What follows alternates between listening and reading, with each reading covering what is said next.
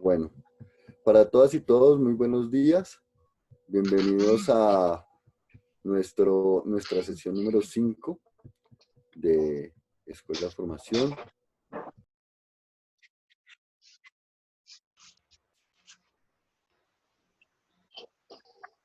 Profe Julio, no se te escucha bien. ¿Nada? Bien, de nuevo. Buenos días para todas y todos. Buenos días.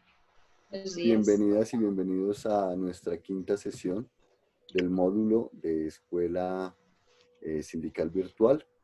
Los contenidos que tenemos para el día de hoy son economía política, crisis del capitalismo, reconfiguración del capitalismo en la actualidad. Nos acompañan la compañera Isabel Olaya y el compañero Edgar Romero. También nos acompaña y hace parte del equipo Vicente Braya, Usaida y Ana María, y bueno, los compañeros que están desarrollando el proceso de acompañamiento y de construcción de esta escuela de formación sindical. Sin más, entonces damos la voz a la compañera Isabel Olaya, quien nos hablará sobre nuestra escuela. Sí, un saludo compañero fraterno sindical, al equipo de Escuela Nacional de Formación Sindical, al compañero del Ejecutivo Edgar Romero y a nuestros compañeros responsables de secretaría de cada una de nuestras filiales. Hoy estamos en una crisis muy grave por la situación, ¿no me escuchan? Por la situación de salud. Pero no puedo dejar de hacer el reconocimiento por la responsabilidad y el compromiso a ustedes, compañeros, y al equipo en la formación sindical virtual. Hemos tenido 4 semanas de clase con una muy buena participación, lo cual es satisfactorio para el Comité Ejecutivo de FECODE y para el equipo de Escuela Nacional bajo mi dirección. En la primera semana abordamos el tema de coyuntura política. En esa semana nos acompañó nuestro ejecutivo Fabio Herrera. Disculpen, en la primera semana tocamos el tema de la introducción al curso virtual con el acompañamiento de estas 2 grandes mujeres, Luzaida y Ana María, donde nos socializaron la temática, el manejo de la plataforma, la metodología que se va a realizar, siendo muy importante para nosotros. Ahora sí, en la segunda semana, en acompañamiento de Fabio Herrera, ejecutivo responsable de la Secretaría de Prensa y Publicaciones, abordó el tema de coyuntura política, tanto a nivel internacional, a nivel nacional, y la dinámica del paro nacional en donde se encuentra el pueblo colombiano. En la segunda semana se abordó el tema en la tercera semana se trató un tema muy importante para las organizaciones sindicales, que fue la unidad sindical para el fortalecimiento de la lucha social. El compañero director de escuela sindical a nivel nacional, Vicente Braya, nos tocó el tema del paralelismo, un paralelismo que está haciendo mella, como se dice vulgarmente, en cada una de nuestras filiales por las diferentes organizaciones que se están creando por muchos maestros. Esta temática de la tercera semana, importantísima, compañeros, importantísima, y que ustedes la deben de socializar con cada una de sus directivas. En la cuarta semana nos acompañó el ejecutivo responsable de la Secretaría Pedagógica, el compañero Miguel Ángel Pardo. ¿Qué se trató en esa semana? Lo del estatuto docente, la jornada única, la jornada laboral.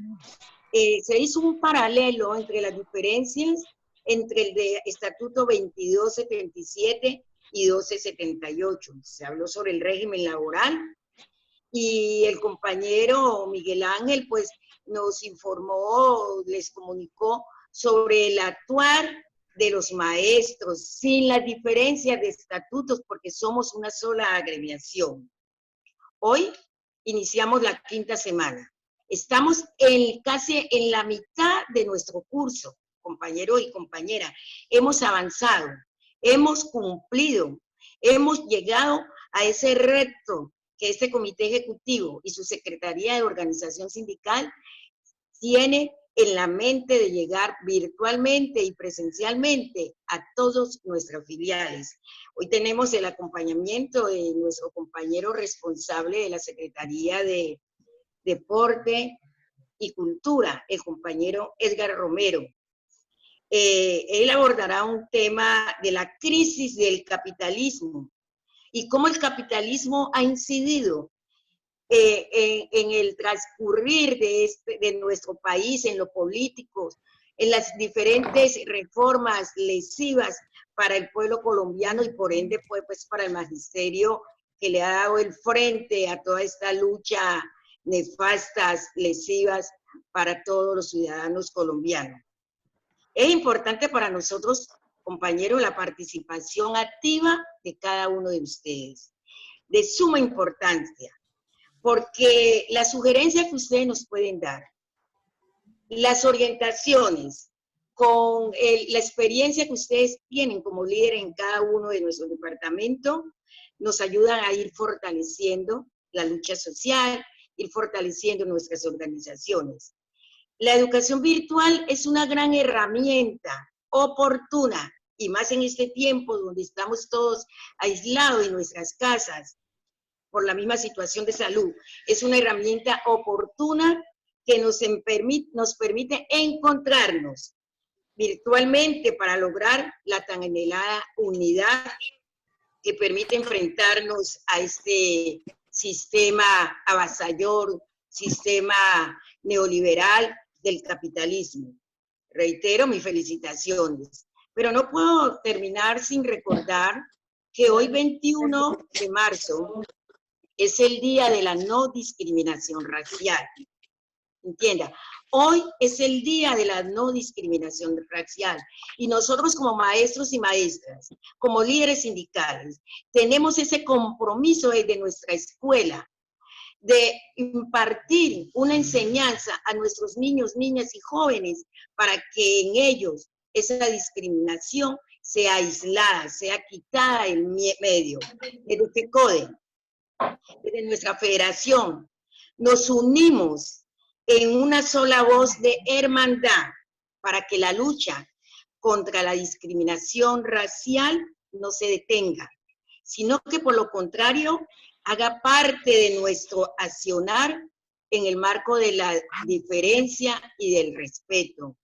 Decirles, compañeros, un abrazo desde la distancia, desde el Pacífico, desde Buenaventura, para cada uno de ustedes, a los compañeros que han sido cumplidores de cada una de las actividades que se han dejado, felicitaciones, hacer el llamado a los que apenas iniciaron el sábado pasado, a ponerse al día, a colocarse al día con las actividades. Cuando terminemos este taller, este curso de formación espiritual, ustedes van a darse cuenta de la importancia que fue para la unidad sindical, que es para nuestra formación. Y vamos a iniciar en el mes de agosto con todas las filiales, con sus subdirectivas. Vamos a sacar un muestreo con la subdirectiva para hacer la formación virtual sindical. Un abrazo a todos, muchísimas gracias y desde el Pacífico los queremos.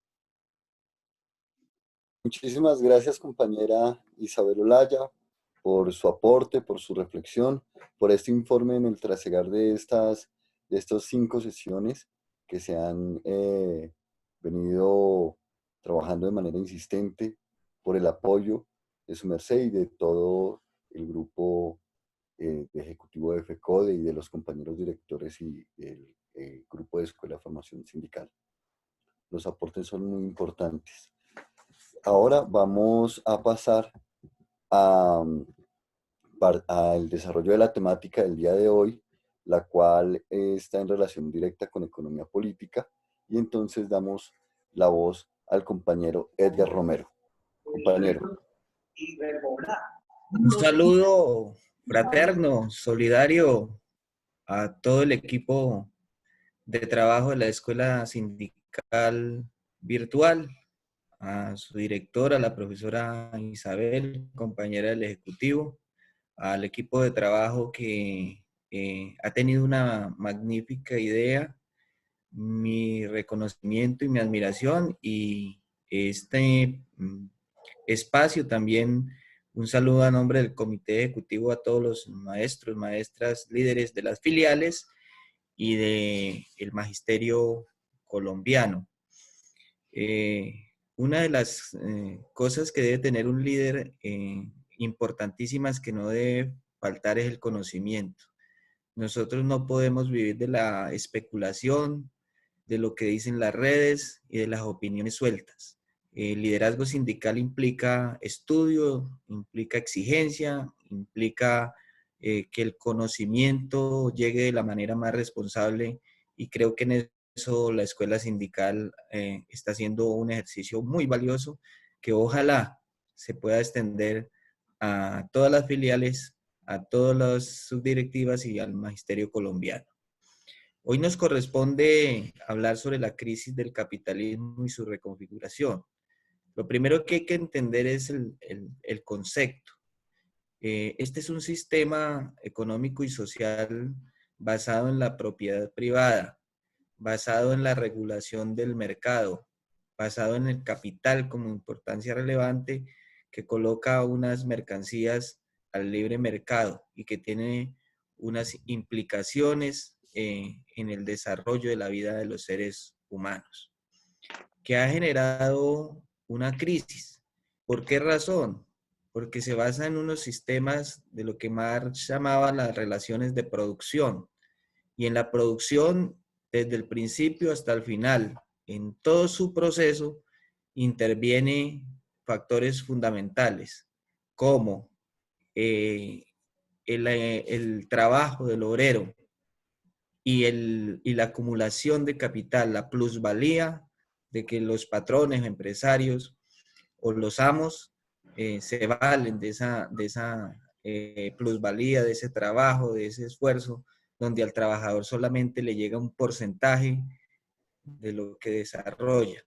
Pero además de eso, que en la sociedad todos somos producto de esas relaciones de producción y por tanto las implicaciones en un sistema económico y social de los diferentes países.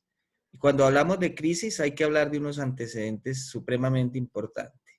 La escuela neoclásica o clásica creía que lo que se ofertara se iba a vender, porque la oferta tenía la suficiente demanda para comprar los productos. Esa visión casi que ideológica y religiosa no se cumplió. Y entonces aparece los postulados de Keynes en la Gran Depresión del 29, porque allí se dieron cuenta de que esa máxima que tenía el capitalismo de que todo lo que se sacara se vendía, pues no fue cierta. Y se generó entonces una gran oferta, pero una baja demanda. Y empezó lo que se llamó la Gran Depresión del 29, que es una primera faceta de la crisis del capitalismo, es decir, la crisis de producción. En esta crisis de producción, entonces aparece la teoría de Keynes de que para superarla era necesario hacer dos cosas. Una, que se aumentara los ingresos de los trabajadores para que hubiese una expansión de la demanda, y que tenía que haber en los estados un aumento del gasto público, una inversión en los sectores públicos para poder que esa demanda tuviese una posibilidad de compra, de consumo, y en ese sentido tratar de resolver el asunto. Entonces aquí aparece el Estado interventor, el Estado proteccionista, el Estado bienestar, empezando con Inglaterra y los Estados Unidos, que vieron en la teoría de Keynes una solución a esa crisis de producción que se generó. En ese sentido, Entonces los estados prácticamente en esos 30 años se volvieron keynesianos, y es decir, estabilizaron un poco el tema del ingreso, el tema del consumo, el tema de las relaciones de producción. Luego aparece un acuerdo, el Bretton Woods, en los Estados Unidos en la Segunda Guerra Mundial. Y ahí aparecen entonces unas entidades como el Fondo Monetario Internacional para contribuir al tema de la financiación de los estados, y el Banco Mundial como reconstrucción en Europa de los desastres que dejó la Segunda Guerra Mundial, y contribuir en ese aspecto. Esos dos instituciones son importantes señalarlas en la crisis del capitalismo, porque todos sus postulados y todas recetas sobre las crisis lo que hace generar es sobrecabalgar sobre esas crisis para generar más crisis. Entonces es una reconfiguración del capitalismo. En la época de la Segunda Guerra Mundial, esas dos instituciones contribuyen a los postulados del capitalismo, pero también a su crisis. Luego es importante señalar un antecedente en la crisis petrolera que se da en 1971 y 1973, porque allí entonces va apareciendo entonces la liberación económica, que es abandonar los postulados de Keynes, abandonar el Estado protector, el Estado intervencionista, y abocarse en una liberación económica. Esa liberación económica entonces empieza a producir una segunda faceta. Si en estos 30 años había existido lo que se denominó la crisis de la producción, aquí aparece la crisis de la rentabilidad. Entonces, esa es otra de las facetas de crisis del capitalismo, la rentabilidad. Es decir, no estaba produciendo las ganancias esperadas y que era necesario aumentar la tasa de ganancia. Y entonces en ello vuelve, en esta liberación económica, a contravenir el postulado de Keynes del aumento de ingreso de los obreros, y lo que se hace entonces es disminuir el ingreso de los obreros. Es decir, si hay menos costo en la mano de obra calificada, en los salarios de los obreros, pues va a haber una tasa de ganancia mayor. Y eso es lo que desde los años 70 el mundo ha estado asistiendo permanentemente, y eso es lo que ha generado las reformas laborales, las reformas pensionales, las reformas tributarias, el tema de la financiarización de la economía, el tema de los bienes y servicios, y esa liberación de la economía de los años 70 con la caída de los estados keynesianos, de los estados socialdemócratas, y todo aquel que y la misma caída el mismo cambio de la Unión Soviética, genera entonces y el abono y el cultivo de lo que se denominó la globalización, y aparece el neoliberalismo en toda su esplendor, y de lo que hoy asistimos en el mundo al neoliberalismo ultranza, a las políticas neoliberales, a la globalización, al libre mercado, a la libre mercancía, entendida que no es solamente el tema del dinero, sino el tema de toda una relación de producción a nivel mundial, y se empieza a dejar de lado la deslocalización, es decir, los estados nacionalistas, se empiezan a quedar sectores de la producción, o sea, sectores de la sociedad excluidos, naciones excluidas, y una gran cantidad de población en el mundo que empieza a ser excluido por las altas tasas de ganancia, por la acumulación, por la superproducción, y entonces se genera una reconfiguración del capitalismo que ha generado más crisis. Entonces tenemos una primera faceta, la crisis de producción, después una crisis de rentabilidad, y aparece lo que en el texto, que para ir metiéndome en el tema del crisis del sistema capitalista mundial, paradojas y respuestas, lo que se propone aquí, una crisis sistemática, una crisis integral, una crisis civilizadora, una crisis que ha afectado a toda la humanidad y que hoy cobra vigencia con el tema que estamos viviendo y que el mundo está asistiendo. Este tema del coronavirus es una reconfiguración de política económica y política, a pesar de ser bacteriológica, tiene una implicación y el mundo va a asistir, después de que se supere esta situación, a una recesión económica mundial sin precedentes. Entonces, en ese sentido, aparece la globalización, el neoliberalismo como una crisis sistemática, una crisis que no solamente debe ser vista como el tema de la caída en los Estados Unidos del sistema financiero o la burbuja especulativa, no. Esto implica más allá de ello. Pero, ¿qué ha generado este tipo de cosas? Por ejemplo, en el sistema financiero, en la crisis financiera, los estados han aparecido con recursos públicos a ser salvadores del sistema financiero. Eso se vio en los Estados Unidos en la época de Bill Clinton, cuando no fue capaz de invertir en 9 millones de niños en el sistema de salud, pero sí no tuvo reparos para salvar al sistema financiero que había colapsado. Y así en todos los estados capitalistas, cuando hay una crisis de los bancos o de la internacionalización y fusión de las transnacionales, de las multinacionales que aparecen también en esta época reemplazando al Estado, hoy son más importantes las transnacionales, las multinacionales que los mismos estados, porque desaparece con el neoliberalismo el concepto de Estado, es decir, la gente tiene que crear los medios, las empresas, las políticas para subsistir y crear y resolver sus propias necesidades, y el Estado tiene que hacer una mínima regulación de la economía. Y entonces ahí aparece ese primer variable del sistema financiero.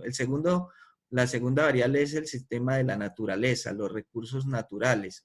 Los recursos naturales son utilizados para resolver la economía al menor precio. Y entonces ahí es donde a destajo acaban con nuestra flora, con nuestra fauna, con nuestras montañas, nuestros ríos, son vendidos a las multinacionales, a las transnacionales que están saqueando las tierras locales y nacionales. En el caso colombiano es de alertar de que nosotros ya prácticamente no somos dueños de lo que somos. Y entonces aparecen los extranjeros, aparecen las multinacionales y estos organismos como pieza importante en la regulación de la economía. De igual manera, entonces, el obrero también se empieza a desplazar el tema del ser humano. Hoy estamos viendo cómo en las medidas que se tomaron para controlar el coronavirus, países como Cuba, como Rusia, tomaron la decisión rápido y protegieron su población. Los mismos chinos también resolvieron el asunto con medidas drásticas donde no importó importó el capital, pero primero el ser humano. Mientras que estados como los Estados Unidos, como Italia, como España, como el nuestro, como Colombia, demoraron en sus gobernantes, sus presidentes, en tomar determinaciones, porque en la concepción del capitalismo, el capital está primero del ser humano. Y entonces fue obligado, pero siempre salvaguardando al tema de los empresarios, el tema de los grupos poderosos, y que la economía no fuera a sufrir en el impacto que debería estar. Entonces, en esta concepción nueva de reconfiguración del capitalismo, el ser humano, el capital, los recursos naturales son tomados de otra manera. Y entonces aquí es donde aparecen que para disminuir el tema del alto costo de la clase trabajadora, entonces hay que imponer una serie de medidas. Y esas medidas son la austeridad, el gasto público, las reformas laborales, las reformas pensionales, los impuestos, la creación de mano de obra barata, las empresas que no generen este tipo de acciones, entonces deben desaparecer. Los departamentos, los municipios, las naciones, sectores de la población deben de ser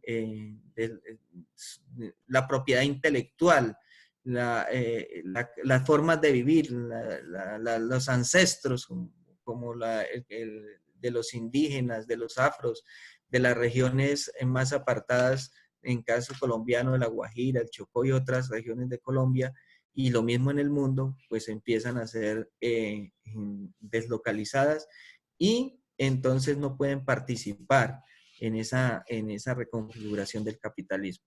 Aparecen entonces las fusiones de las empresas que convierten hoy en día con darle clic a un botón, ya aparecen los capitales, el flujo de capitales de un continente a otro, de un país a otro. Hoy es dinámica ese ejercicio y entonces asistimos en el mundo a la caída de la bolsa de valores de un día para otro, o lo contrario, el aumento del dólar, el aumento de las monedas poderosas, porque hoy los bienes y servicios, hoy la tasa de ganancias, hoy la tasa de mercancías de una nación a otra corre muy, muy rápido.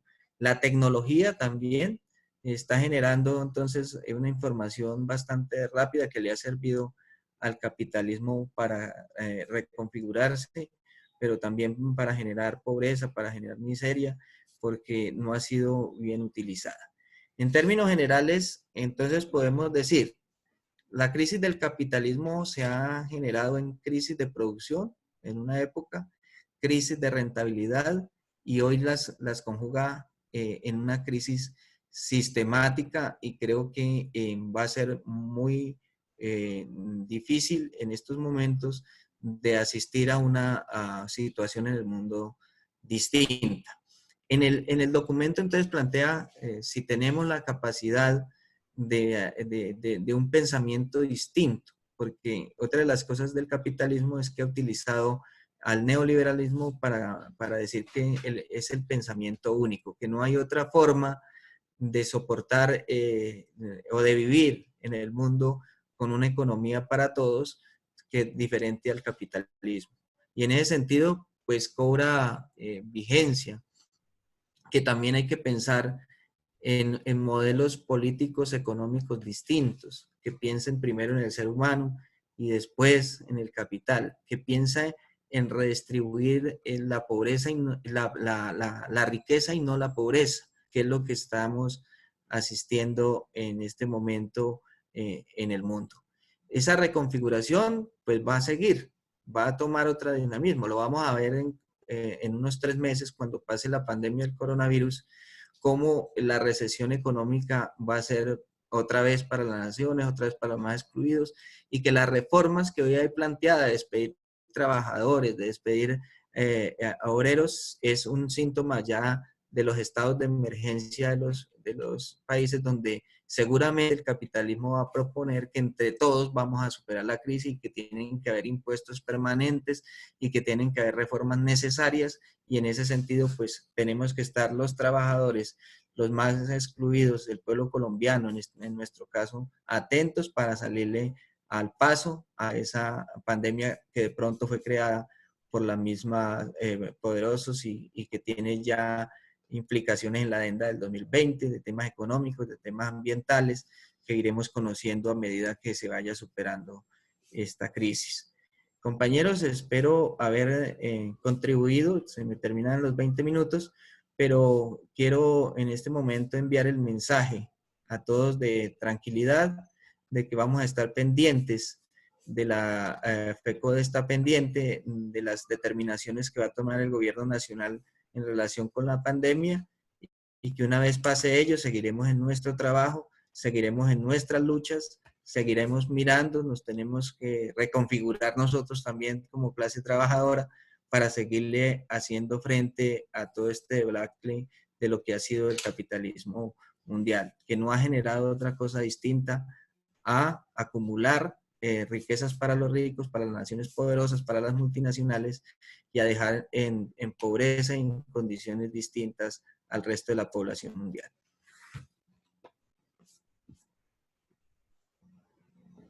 Compañero Edgar, muchísimas gracias por ese contexto que nos permite eh, ampliar un poco la dinámica de esta sesión en lo relacionado con crisis del capitalismo y la reconfiguración del mismo.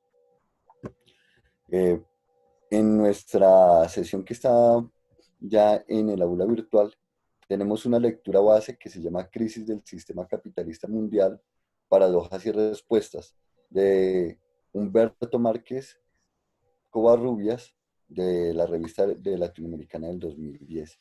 Ese es un documento base que nos permite también desarrollar algunas de los procesos que quedan pendientes en esta sesión.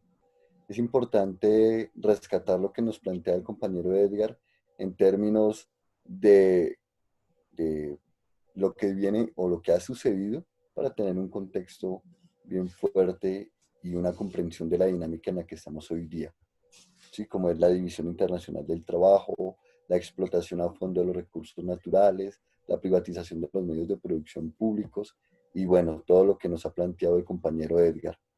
Tenemos varias preguntas. Luego, ¿cuáles son las, está dirigida al compañero Edgar y dice así, ¿cuáles son las perspectivas y qué pasos considera que se irán dando en los próximos meses y años en los países más afectados, Italia, España, etcétera, por la pandemia del coronavirus y cuáles serán sus implicaciones en la banca financiera mundial? No sé si tenemos el tiempo para dar respuestas. Sí. Sí, Compañero yo Edgar. creo, gracias Orlando por la pregunta, porque precisamente eso es lo que ya el mundo empieza a plantear. Ya hay unas hipótesis que significa que esto fue el inicio de una guerra bacteriológica que afectó a Italia y España.